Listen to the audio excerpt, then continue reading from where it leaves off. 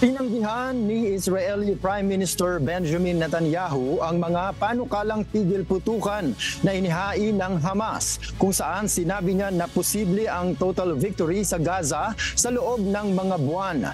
Nangyari ang pahayag ni Netanyahu matapos na sabihin ng Hamas ang kanilang mga hinihinging kondisyon bilang tugon sa isang panukalang tigil putukan na sinuportahan ng Israel.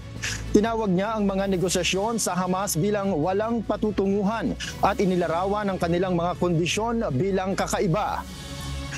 Bilang tugon sa mga pahayag ni Netanyahu, itinuring ito ng senior Hamas official bilang pagpapakitang determinasyon upang palawigin ang tunggalian at sinabing handa ang Hamas na harapin ang lahat ng posibleng senaryo.